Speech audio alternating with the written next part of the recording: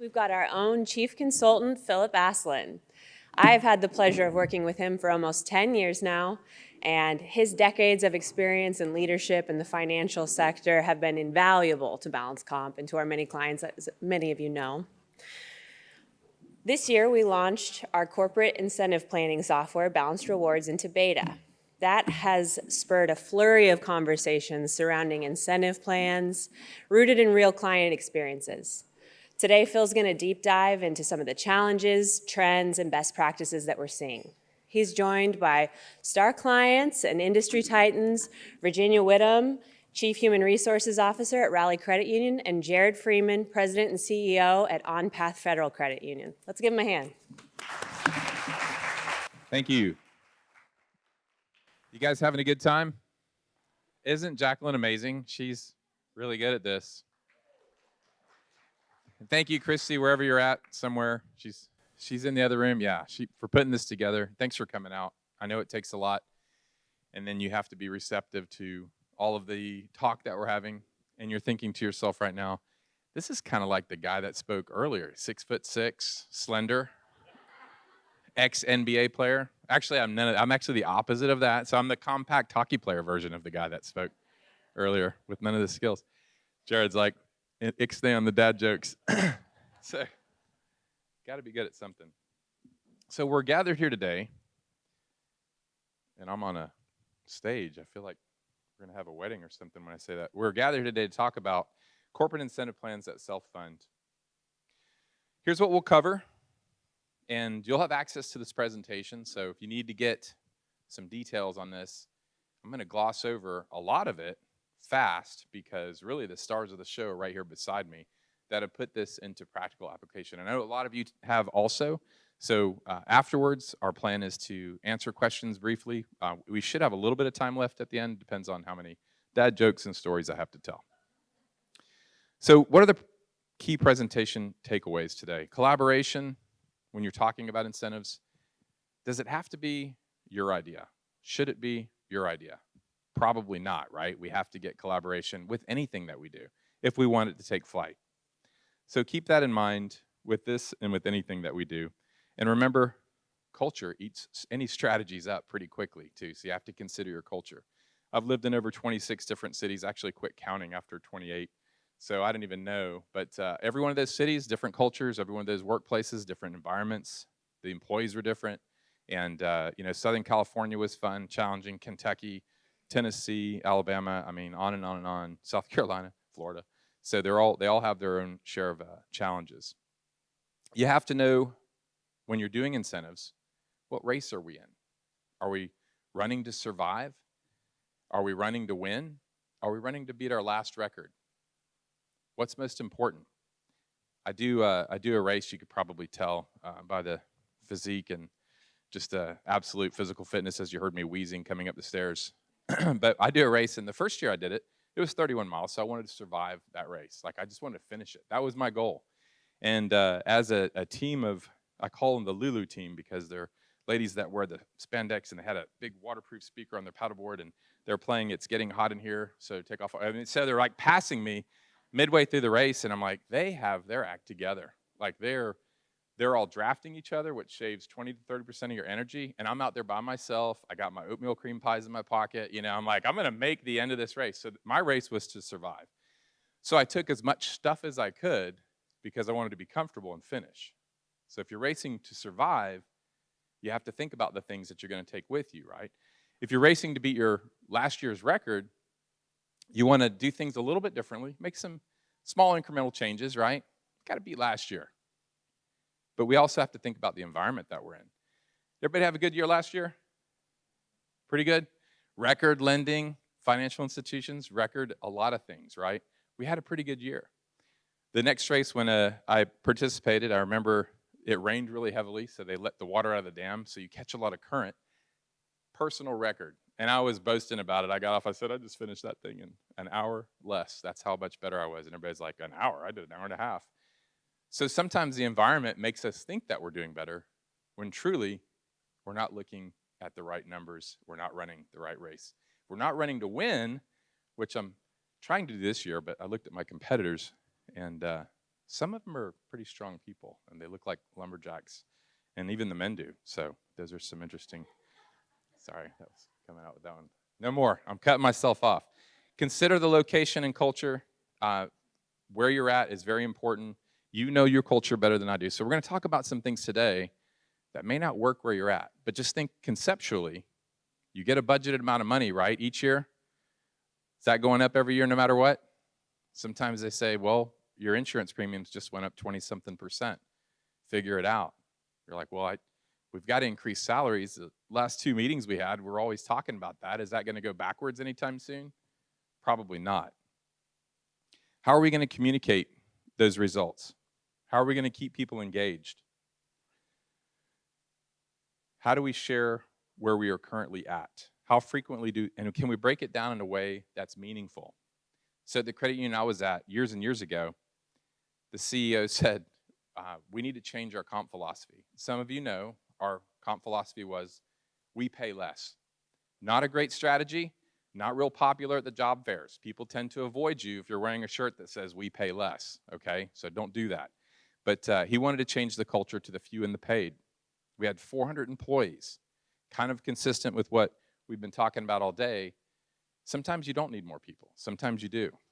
So when you have people running in the wrong direction that are in the wrong race to maybe survive instead of to win, you have to think about those things. We need to adjust the targets. We need to know what numbers we need to get to. And if the only constant is change, should we also change the goals? Should the goals be the same as last year? We had a record year. Should we set the targets that high, considering the volatility and interest rates? Are you going to go to bat and say, we want to do less than last year? That's kind of tough too, isn't it? Well, let's get going. Employee engagement, super captain obvious kind of stuff today. Does everybody know a little bit about engagement? You only hear that like every day probably, right? Engaged employees can outproduce. Some people say 8 times what a disengaged employee can. Some people say 3 times. Empirically, you can actually see 3 to 8 times is normal. So if you had a lot more engaged employees, what do you truly need in the term of number of employees? And could you have that budget that you're dreaming of if you didn't have so many disengaged employees? So how can we, again, adjust those targets to make sure we're hitting the targets that we need to hit? Disengaged employees, and a lot of times we write these off because we know we need a body. I need to have somebody to unlock that door and sit at that desk. I need somebody that can process that payroll. I need somebody that can design that whatever, to do this or that. So we don't want to hold them accountable, right? We tolerate it, but behind the scenes, they're torpedoing every initiative that we put forth. They're running, again, in the wrong race. So we have to think about those things as disengaged employees are a weight. They're those oatmeal cream pies that we have in our pocket during the race as everybody passes us by, as the Lululemon team screams by us at Mach 2. I won't forget that anytime soon. It was amazing. They cost about $8 trillion in lost productivity each year. That's a lot of money. It's almost what we spent in our government, so largest employer in the world, by the way. Employee engagement, though, it's a psychological commitment to one's work team organization, helps us to drive performance, create loyalty, and profitability. Fully engaged employees can awful double or triple, again, the productivity. So we have to think about that when we're looking at our budgets. Are we in the right race? What are we looking at? What are the challenges to engagement? What are some of the things that we're struggling with? Are we trying to take too much with us? Are we just trying to survive? Are we on a path to win? And what are we looking at as far as our resources, and how are we recruiting each year to go after the very best? What strategies do we have to keep the very best? Is it going to be a 3% increase that keeps the best? Studies show that top performers pride themselves in the space between them and the status quo. So if they get equal rewards, are they going to stick around? Or are they going to go try to find some place where they get what they think they're worth and what they're valued? Companies need to make sure their employees feel valued and appreciate to create an environment which everyone is motivated and engaged. Again, super captain obvious. I'm going to gloss over this because you can access this and look at these different engagement types. It's a lot of text, which they tell me not to do, but it's so pretty. They have all of these different types of engagement initiatives that you can do, and they're all good, And some of them cost money, some of them cost time, some of them cost a lot of resources and involvement. But what we want to talk about today and what we want to focus on today are monetary incentives. Now, how many out here are currently paying variable compensation outside of base pay? Show of hands. That's roughly what I was thinking. I think Christy was quoting about 95% of organizations are paying some type of bonus. Now, when we had to go from 400 disengaged employees, well, maybe it wasn't all 400. I mean, I was there. So that was way funnier in my head. Sorry. Was it good? I wrote that one down and everything. That was like one of my grand slams, and it just went flat. So we weren't all disengaged, but when we were going there, we had to think about ways outside of base pay, because our philosophy, and everybody here has a philosophy, was to be competitive with base pay. We didn't want to be leading the market, and I know some of you do. Some of you are like, whatever the market is, we want to be ahead of that. Because, I'm not going to say it, because there are some challenges out there where sometimes you need to do that. So you have to think about those things and how you're going to structure that in your compensation philosophy. You've got benefits as one tier, base pay, and then variable compensation.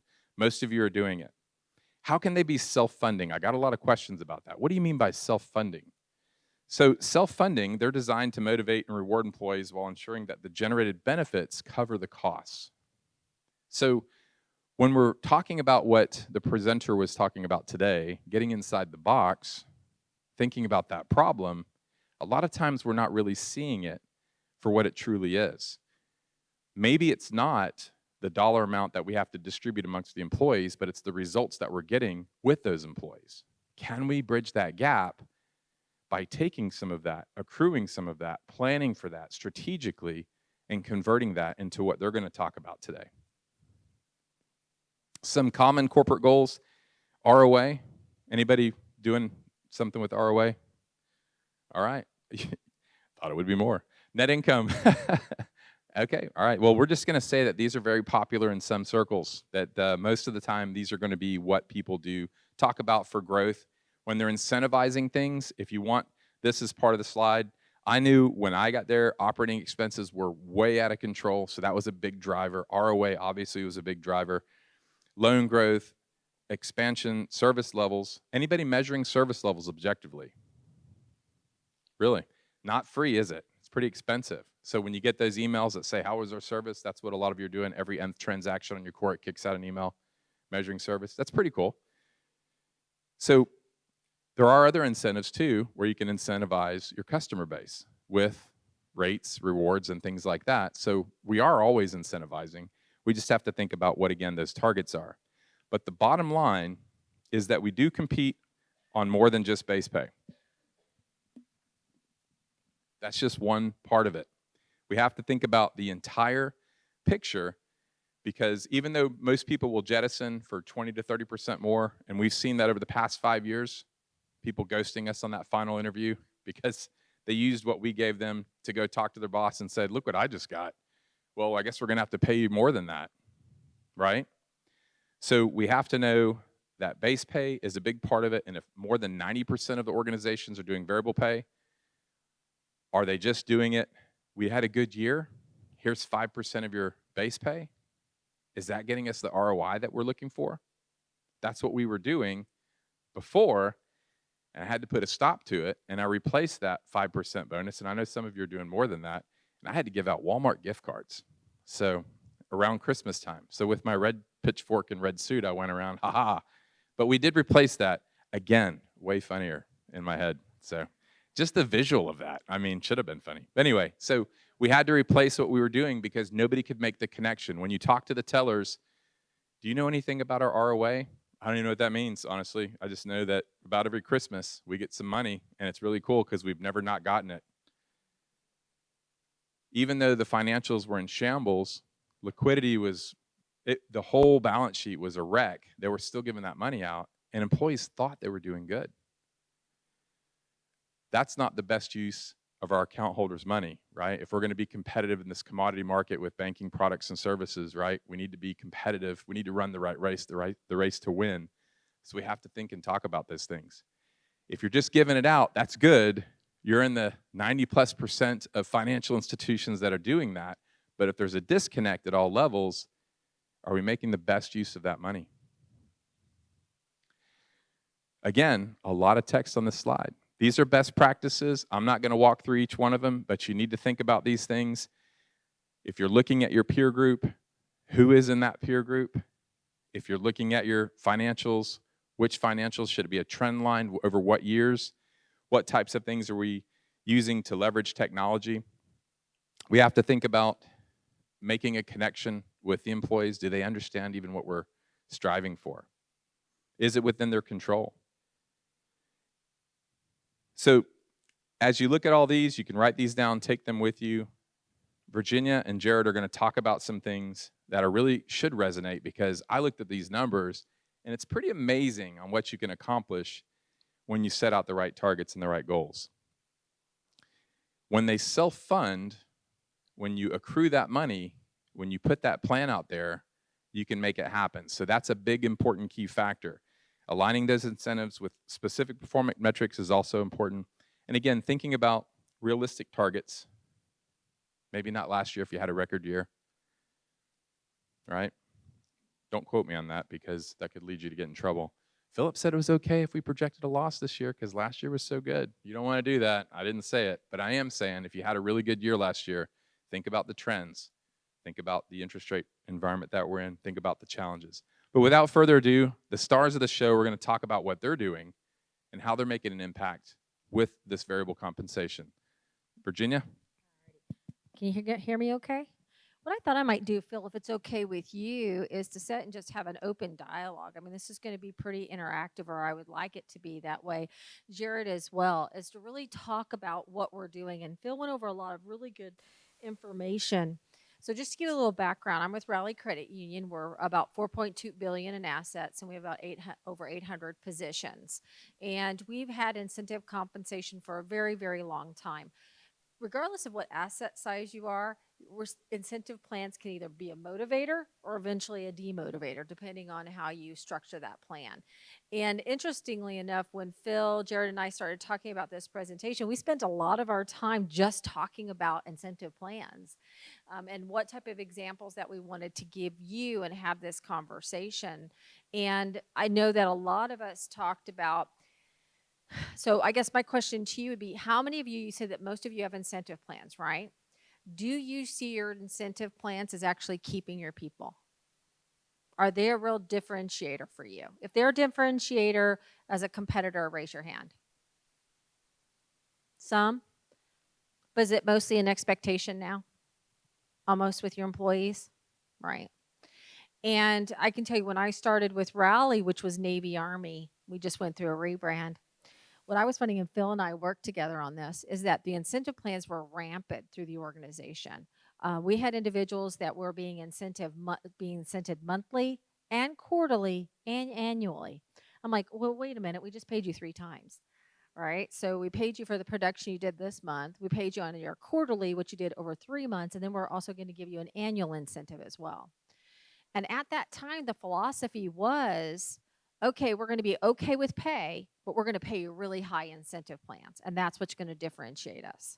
So they kept base wages actually not very competitive and said, we're going to do a pay for performance philosophy, but we're going to give you really high incentives. So those that are top performers get really great incentives, but what they were doing is dragging down base pay. Does this sound familiar to anybody? Yes? Yeah. Anybody in a current situation like that right now? No, a little bit better. I think the market push and everything that we've had to do over the last year has helped with a lot of that, because we had to pull back on incentives, anything that was extra to give base pay wages up. What we found in HR when we went back and we did our analysis was, if we were anything over $2 more per hour that we had to make up an incentive, we weren't in the game anymore. You might be able to go out and say, hey, be a teller for us and you'll get an incentive. You might be able to get away with that for about 50 cents, maybe an hour difference. You can't do that at $2 an hour. Am I ringing true with everybody else? Have you seen it the same? You can't make up that base pay and incentive only. You guys are awfully quiet.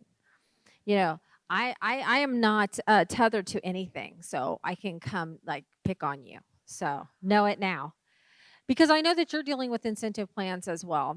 And so one of the things that I looked at with Phil when I first came was, what was the alignment? What is the line of sight? What are we incenting on? The holiday bonus, right? That was always fun, profit sharing. I'm just not sure that anybody actually understood why they were getting a holiday bonus. And then I had to have the conversation of, is this discretionary or not, right? Because if it's non-discretionary, what do you got to pay? Premium pay, right? And so anybody want to calculate a year's worth of overtime and premium pay? Not me. So frankly, I'm like, if we want to pay out a holiday bonus, it surely is discretionary, right? And what it was going to cost. And we still have challenges with that. So when we went back and we looked at production-based incentives, what are you producing? What are you bringing to the table? How many of you have done incentives on number of applications you receive? Like somebody just got, hey, we used to have number of applications. They didn't control how many applications they were processing and processing.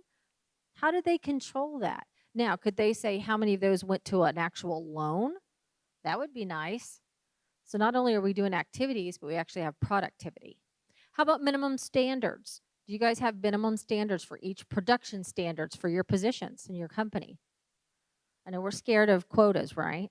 Oh, don't give me a quota. We're a credit union, right? I got a little laugh. There's some bankers too, right? They probably have Bankers, yeah. some bank presidents, yes. Yeah, that do that. And I can tell you, it's like, we don't need a quota. Well, guys, we do need to measure performance. Because people want to know where they're going. That doesn't have to be, it doesn't have to be a negative. It can be a positive, right? But we find ourselves at times, we did no minimum standards, only incentive plans. Everybody gets a carrot, no sticks. That's pretty hard to performance management somebody if you don't have minimum standard, isn't it? If you're only looking at incentive plans. So I think that there's a place for incentive plans, but I just wanted to have that brief conversation first when we talk about incentive plans, that a lot of the things that you talked about are critical to the success of putting together an incentive plan. So before you put one in place, you need to ask yourself, what's the line of sight? What is it driving? What am I trying to get at? TPH, transactions per hour. If you're going to incent somebody on transactions per hour, do you really want them going that fast, or do you really want them asking for the business? Right? Or you're being counterproductive to what you need to have done. So really understanding, why are you doing this incentive plan? And a lot of times for managers, I hear, well, we've always had it. Well, we've always had the incentive plan. How many of your real estate people had a wonderful last couple years, right? Loved repricing the loans we already had, right? On lower interest rates. Now that's funny. So, I have MLOs that have redone mortgages for the same person 2 or 3 times, and I keep giving them incentive plans and paying them for reprice. So we'll be doing it again in a couple years, because all the high rates, they'll come back in and we'll incent them for getting lesser rates, right? But they are helping our member in that time and that need. They are meeting that need for that member. But you have to think about what that line of sight is. Make sense to anybody? Have any of you had a situation where you had an incentive plan that was completely not aligned to anything that you'd be willing to share? I'll come pick on you. Gentleman in the back.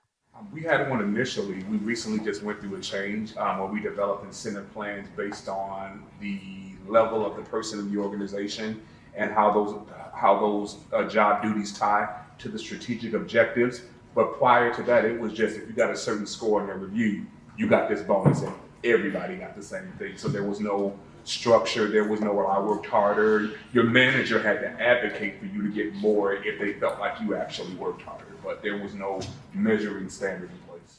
Well, and I think that many times we try to make it so standardized and vanilla so we can't be accused of anything. Well, everybody gets 3%. Nobody can complain. Your high performers can, right? The ones that show up every day. I can tell you, if we spent more time on our high performers and less time on the other ones, we'd be a lot more productive. And I know you HR people feel the same way, right? Somebody over here, you said you had an incentive plan that was misaligned as well. Who was over here? Raise their hand. Not going to say anything now. All right. Well, we want this to continue to be an interactive dialogue. So I'm going to go ahead and jump into my portion of the slide. So I want you to take a look at charge off. Most of you talk about charge off and delinquency, right? Because you have loans. If you have loans, you have people who don't pay their loans, right? Now, Raleigh Credit Union, our field of membership are credit challenged, and we do a lot of C&D paper. Okay, so we're living down in less than 600 FICO, 500 FICO scores. So we're down because in South Texas, we have the lowest credit scores in the nation. Okay, so we're providing financial services to individuals who would not have it. They'll go to a bank, their auto decisions, they're out, right? So this is a very important number for us to be successful. We have got to manage this charge-off number. So if you take a look at it, I don't know if you can see it very well, but that purple line, well, to 2020 you can't really look at. Let's take a look at the blue line in 2017. Charge-off number was at 1%. Okay, that was the charge-off, not delinquency number. Okay, if you look at the yellow, where we're at in 2023, we're down here about 0.7%. Right? Anybody in here all know what your charge-off number is? What you're running at? Willing to share? 0.67? Yep. Anybody else? May not know what it is? For purposes of an example here, generally it's going to be around that or somewhere in there. So 1% is high. 1% is very, very high. So if we'll go to the next slide. So our total 30-day plus delinquency, and I got to put my glasses on. If you look at it, let's take a look at that in 16. What were we at? 2.91. You guys want to go, right? Yeah, really, really high on that green line. Even in 2017, we were still up at 2%. Do you think your board would be having a conversation with you? Yeah. Do you think our collectors were getting incentives? Yes. I got delinquency. Almost at 3. And our managers are getting incentives. Is that a problem? Oh, that's a big problem, right? And we came in and we started having a discussion in the collection area about, well, we need to give them incentives. Incentives for what? The numbers aren't moving. And we had to come in and have a conversation with the leaders in that group. And we said, you will no longer get an incentive if this number isn't below 2, ever. There had to be some ownership. But there were so many years where we're working hard. I understand that, and you're part of it. But we can't be up here at 2.5, 2.9%. So the story I'm going to talk to you about today is look where it is now. So if you look at that yellow line where we're at, actually yellow line in 2023, I think we're at 1.7. We tend to be around 1.3. I think we dropped down in 22. Well, you can't use 2020 because everybody had a lot of cash in 2022. So can't really use that one. But as you'll notice, it really leveled off, didn't it, over time? So in 2016, 2017, total 30-day delinquency was really, really high. And then you're going to see in the middle, see how it leveled off? Well, let's talk about how that happened. So in 2016, 2017, we hired a VP of collections. And no, you can't have him. We pay him really well. So what happened was he came in and he started doing scorecarding and having the collectors really focus on what they did every single day. And in the beginning, it was things like availability for a call. Really? We had collectors that would not take calls, people calling in to pay us. They didn't want to be on the phone call, or they weren't there on time, or they were off the phone for too long. So when he came in, he started scorecarding availability. When are you available? How many calls are you taking? What is going on? And he really started measuring success and how you were going to be successful. So let's take a look at that. Let's go to the next slide. So over time, again, we're talking about the factors that impact production dollars collected, such as calls per hour, accounts worked per hour, and availability on the phone have been adopted by staff. Now we've changed it, actually. And the scorecard is actually looking at factors such as dollars collected and their account and call review scores. Because they have to be good on the phone, don't they? We're not just here to collect money. We don't want to hurt relationships, do we? We're actually more workout people than we are anything else than a collector, right? We don't want the collateral back. Do you want your collateral back? No, no. We don't want the cars back. We don't want them back.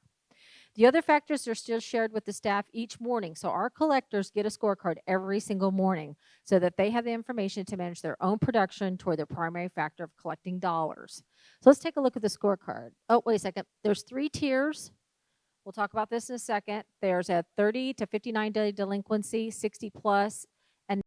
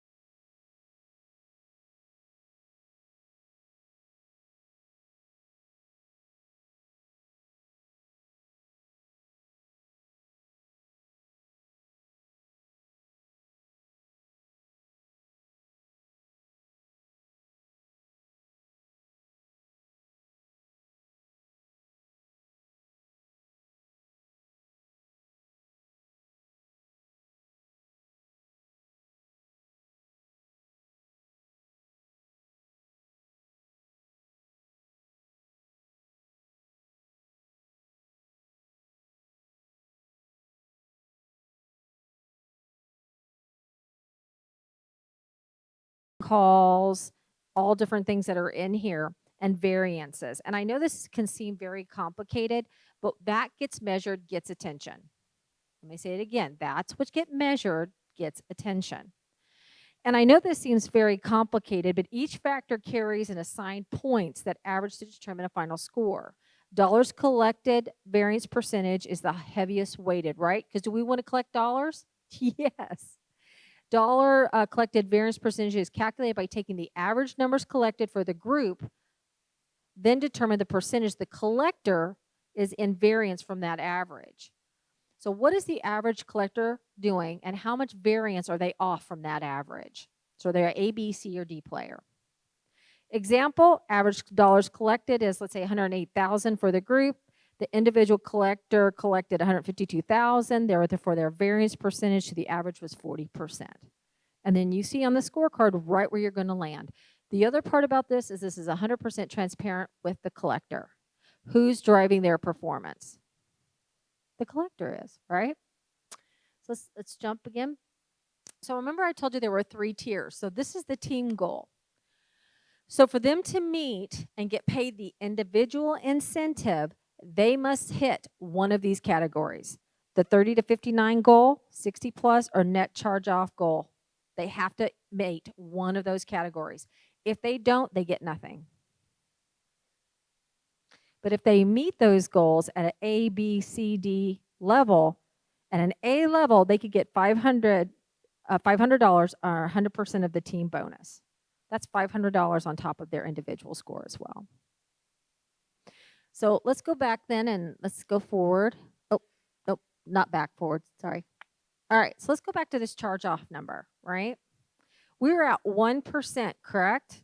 And then we dropped it down to where we're at now. You know, we're about 0.7. 2021 was a lot lower. I would think 19 is probably a good example. 0.8, somewhere in there. So we're see how it's leveled off. You're not seeing these big peaks and valleys that are going on, right? Because the collectors are focusing. So let's see what was the result and how did we pay for it. All right. So our incentive plan. So net loan charge-offs would have been higher without the incentive plan. Without the incentive, the projected 1% is $36 million. So our actual at 0.67 was 24 million, meaning we saved $12 million, essentially. The incentive plan that we paid out last year was $800,000. Are we ahead of the game? Are we paying for it? Yeah, would you spend $800,000 to save $11 million? Solving the problem in a different way. Right. Now I can tell you we have 65 collectors. That doesn't even include leadership. So I know you're like $800,000 and you're giving that to 5 people. No, there's 65 people, but it's still a high number. Our turnover is almost non-existent. Hold that thought. Can you say that again? Our turnover in collections is almost non-existent. What? No way. Serious? And everybody wants in the collections department. Every time there's a job post in collections, everybody's like, I want to be in collections, right? Because we pay them very, very well. Because our field of membership, we know that they're challenge credit, they have challenge credit. We know that the likelihood of us collecting on that's fairly high compared to somebody else. But you know what our delinquency is overall in our portfolio? It's probably less than 1%. Well, we talked about it, right? That's pretty good. And so, again, the point of this conversation about this particular incentive is really aligning what you want and what you need from that particular role. Giving a 3% to everyone isn't going to drive what you're trying to do. It needs to be specific to that particular department. It needs to be specific to that particular producer. Does that make sense? And I know that scorecarding can seem scary, but I can tell you, you have the absolute best team on scorecards, and that's this BalancedComp. Seriously, they do amazing scorecarding. That's where I fell in love with Christy and you guys. Well, you came later. You came later, but my first credit union, I came from banking. My first credit union conference was in California, and Christy Somerville came to talk about scorecarding, and I fell in love then. I was like, this makes sense. I get it. It's so transparent to employees. They know what they're responsible for, and we attach that to a dollar figure, right? Again, that's what gets measured, gets attention. And it puts them in the control seat, doesn't it? Right. Well, with that, I'm going to actually hand it over to my partner here, and he's going to talk about an annual incentive plan. Yeah, so thanks so much. I need to touch base with you after because that collections incentive plan is awesome. So my name is Jared. I'm from On Path Credit Union. We are in New Orleans, Louisiana. I've also known Phil for about 10 years, for better or for worse. Really good guy. I've had the pleasure of working with BalancedComp a couple times at a couple different organizations I've been at, and so always been a huge proponent of variable compensation plans. I wanted just to lay a little bit of foundational work too. Many years ago, working with Philip, we developed a compensation philosophy, and I think it's important to say that both of our organizations here, on top of variable compensation, pay at least market, if not higher than market rate on base pay. So this is not a make-up for low pay. We've done that in the past, and it didn't give us the results that we wanted. And so we are a smaller organization than her credit union. We have about 150 employees and 10 retail branches. But we pretty much have, I would say, about 65% of our staff is on an individual incentive plan. It could still be a team plan, but meaning they're not on the corporate annual plan, if you will. They have something very specific to their job function, like collections, for example. We have a very similar plan. And then the rest are on an annual plan. And so it's really important to me not to give an excuse to our non-incentivized staff to not be engaged. Oh, I'm in compliance, so I can't be incentivized. False. That's actually not true. I'm in HR, so I can't be incentivized. False. Not true. I'm in accounting, so I can't be incentivized. All that's false. We all have measurables and things that we need to get done. If accounting takes too long to close out month end or quarter end, that's a problem, right? If they don't have clean audits, that's a problem. If compliance doesn't keep us safe, if HR doesn't keep us safe, so on and so forth. So every job function really does have, we call it MAPs at our credit union, but every job function has those minimal acceptable practices or standards that they have to do. So I just wanted to lay that foundation there. But since she does such a good job talking about something very specific in collections, I wanted to talk about the other side of the house, which is, okay, what do you do with everybody else? And this, by the way, includes me. It includes our executive team. And so this is something, to Philip's point, we identify on an annual basis. We look at, okay, what is our strategic plan? What's the economic landscape? What's going on? So our goals this year were a little bit lower than they were last year because, to be honest, in 2022, it wasn't all that hard to meet goals. 2021 was even easier, right? But as you'll see in just a second, 2020 was very good for a lot of people. The organization I left in 2020 was having a record-breaking year in 2020 during COVID. On Path, the organization I've been at now for a little over 3 years, was not one of those. We were having the worst year we had in really ever. And so we put in an incentive plan in 2021, and I'll talk about those results. So hopefully you can read this. Phil and the team can send this to you guys. It's certainly nothing confidential or anything like that, but this is our corporate scorecard. So again, if you are not on an individual incentive plan, so this would be people like IT, this would be HR, compliance, the executive team. I'm sure there's others that I can't think of right now, but anybody that's non-incentivized, you have this corporate plan.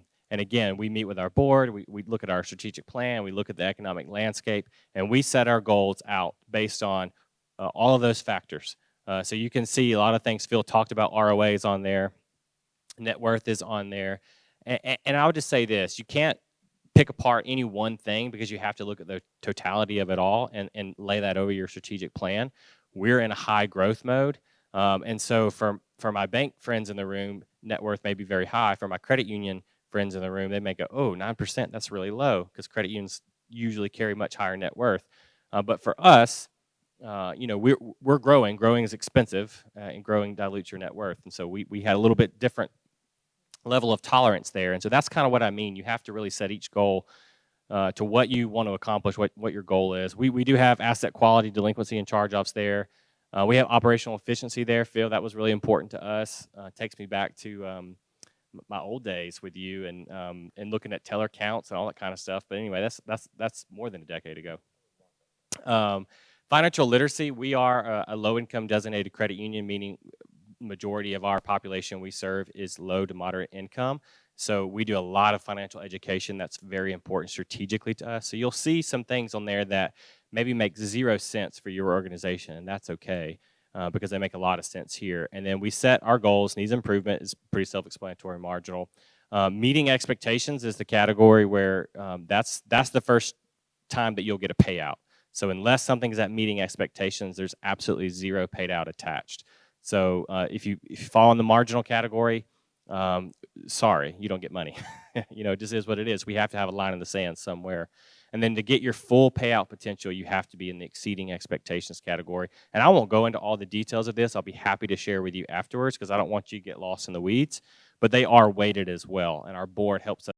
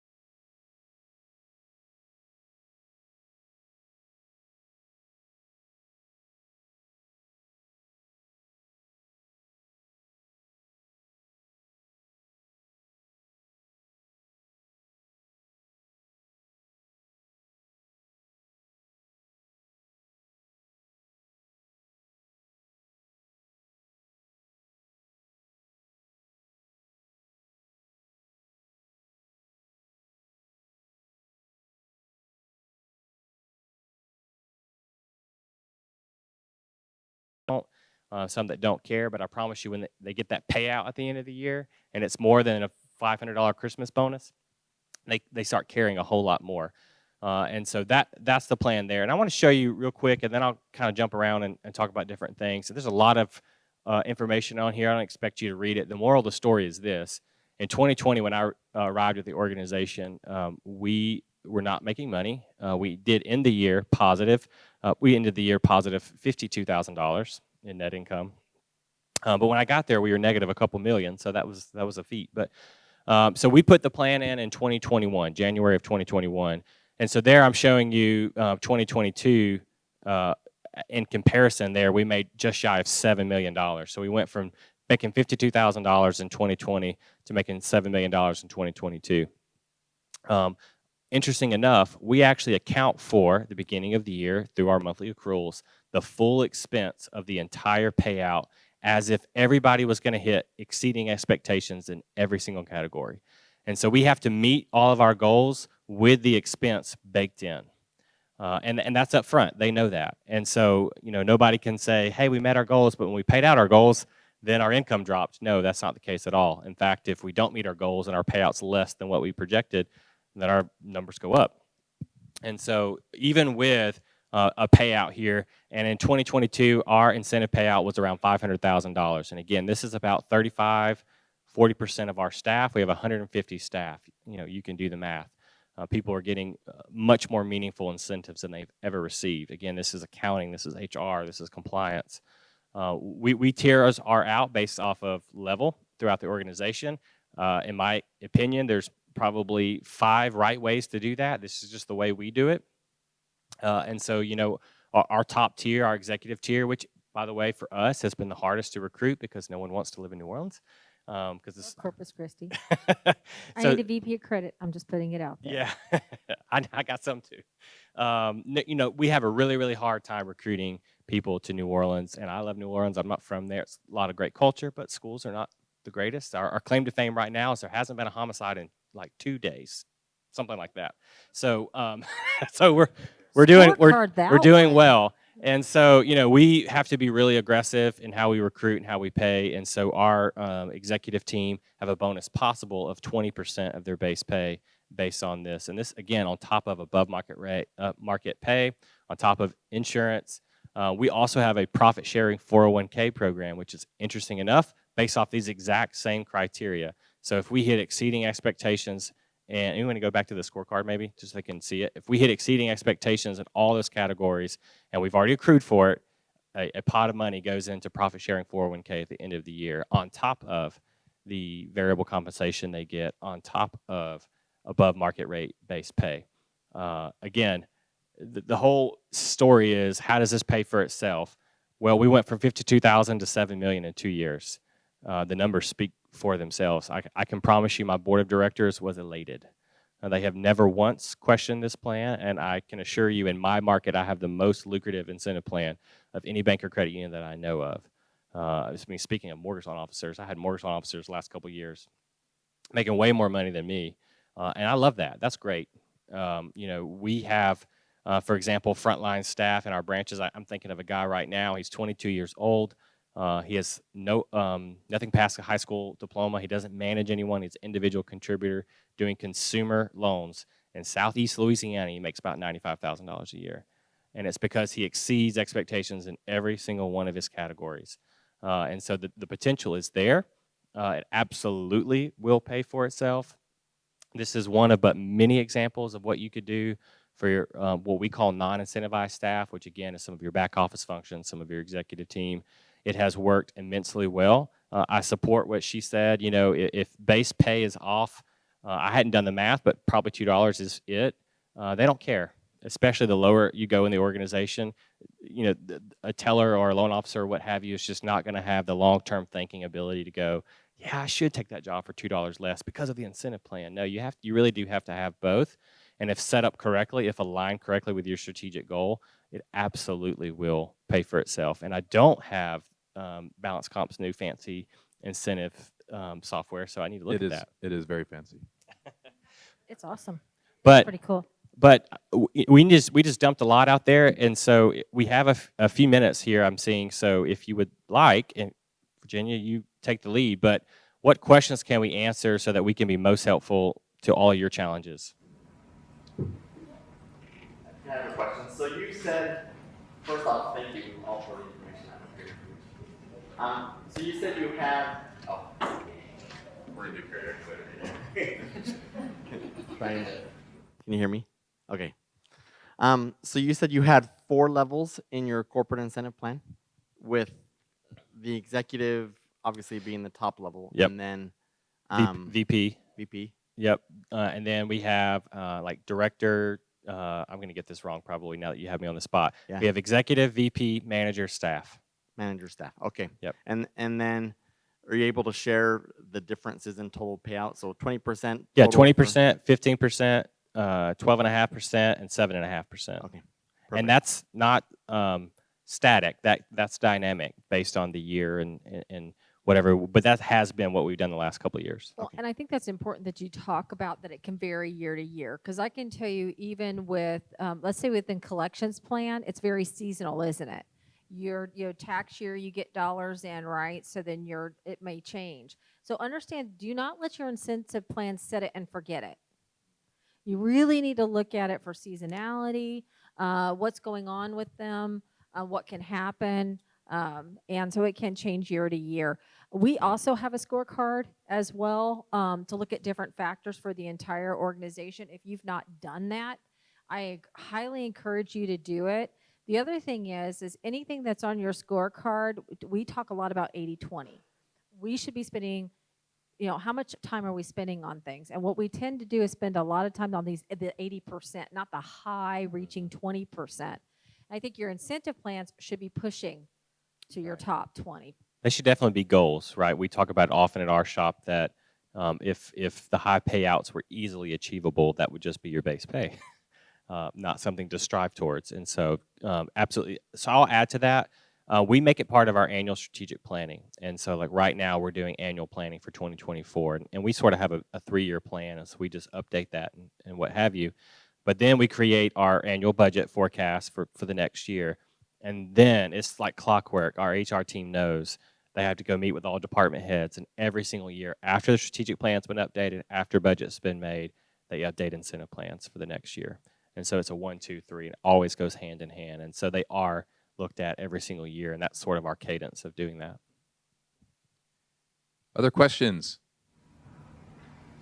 I might just have a question to your last comment as it relates to you have a team that works on these incentive plans every year as the strategic objectives are released. So I'm a smaller bank, about $1 billion in assets. Our HR department is 3 people.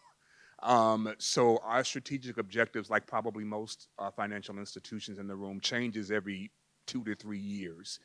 How do we account for making sure those incentive plans align with the change strategic objectives without making that a whole nother job? Yeah, so I'm glad you said that. I have 2 in my HR group. So you're looking at one person that's involved in the annual review of the incentive plans, for better or for worse. She's looking at me right now because she's like, "Ooh, you shouldn't be."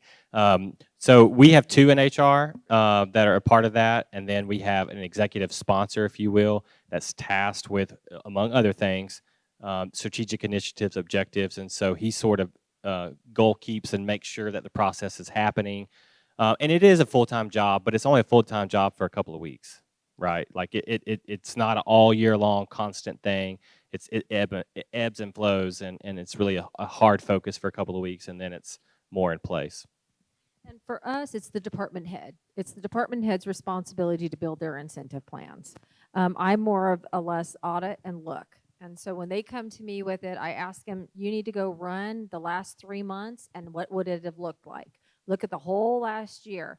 And I know that sometimes can be frustrating for them, but I'm like, if you want the incentive plan and you want the budget for it, you need to understand your scorecard, but I need you to take your numbers over the last year and what would we have paid?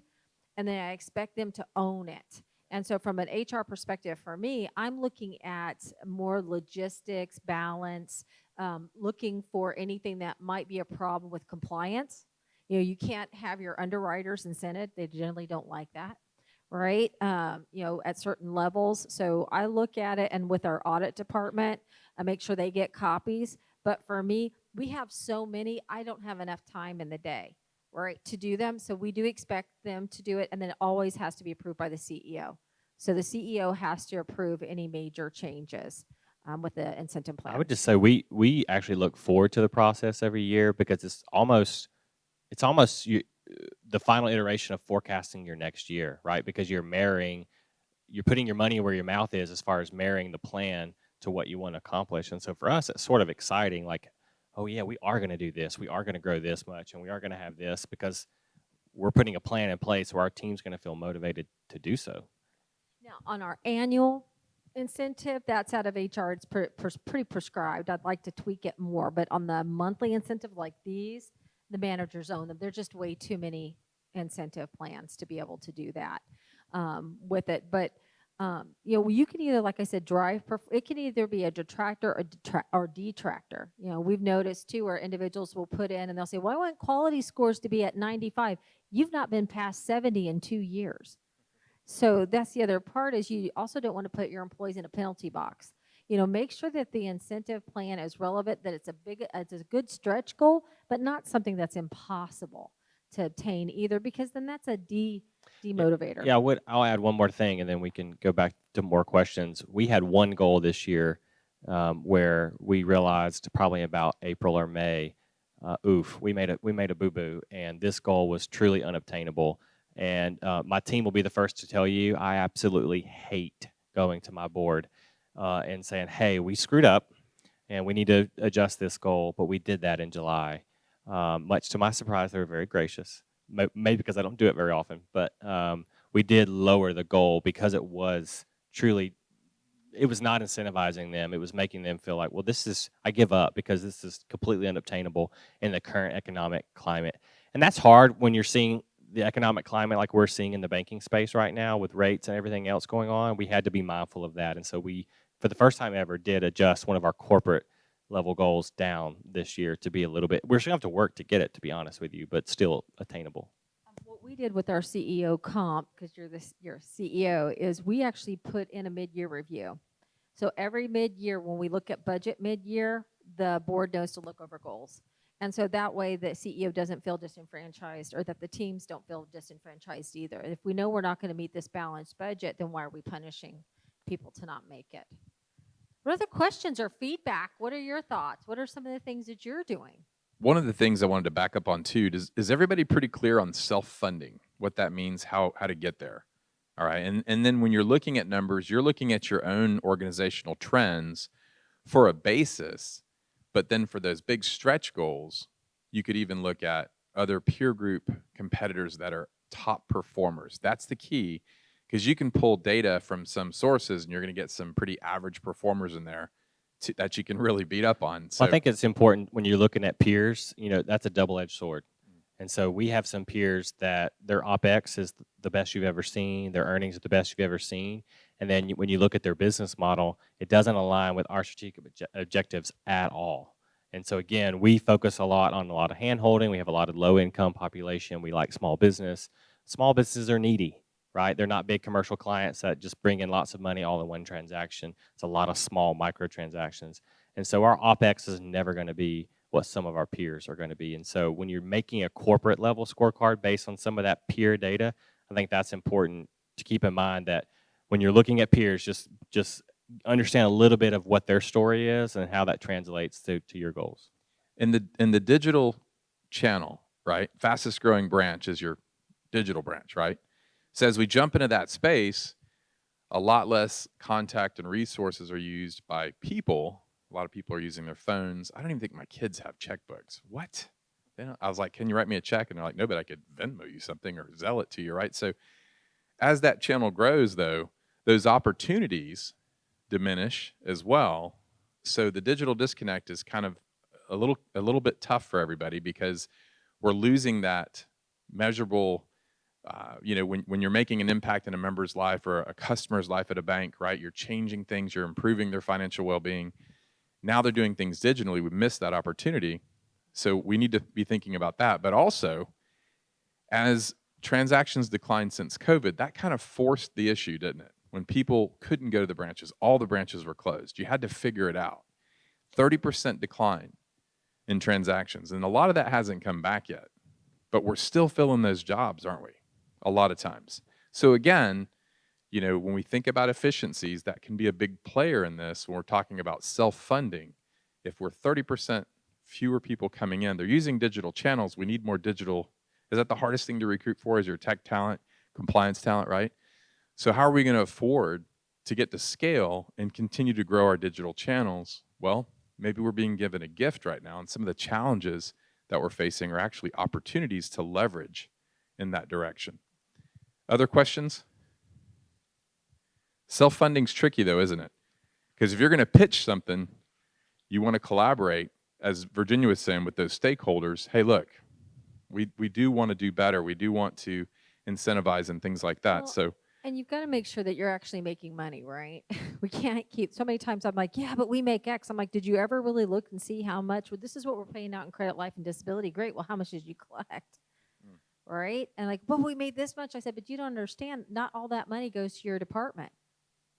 Those funds also go to do buildings and all kinds of different things in the organization. That's why I like that the corporate scorecard is so important. You know, we're about done here, so I'm gonna leave you with this, is that there's a really good book, if you've not read it or not, it's by Patrick Lencioni, and it's called The Truth About Employee Engagement. And it actually was rebranded. It used to be called The 3 Signs of a Miserable Job. And it really talks about 3 things that employees need. 1, they need to be known by somebody, personally known by somebody in a position of authority. They need to know that what they do makes a difference. And they need to be able to measure their success, right?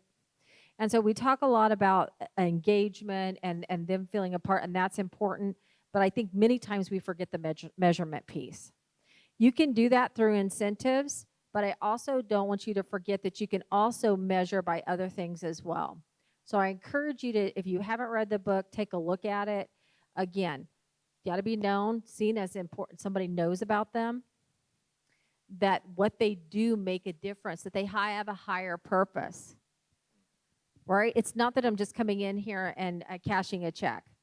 You have an opportunity that somebody who, if you're coming up on the teller line is having a bad day, you have an opportunity to count how many people walk away with you for a smile. And that's why I tell myself, let's just count how many smiles walk away from you today. Right? It's a little measure. So we can have little measures, we can have big, big measures, right? But measuring is important, you know, every single day. I don't know about you. Anything else? I'll be around later. Feel free. It's an art and a science, so there can be 5 right answers to the same question when it comes to this stuff. So I'll be around. I have to tell you, I've seen his Excel spreadsheets. They're sexy. I'm just saying. You guys getting anything today? Is this helpful for you? You be able to take some things back? Again, we're going to be here so you can ask questions, but I'll turn it back over to Jacqueline. Thanks for coming again.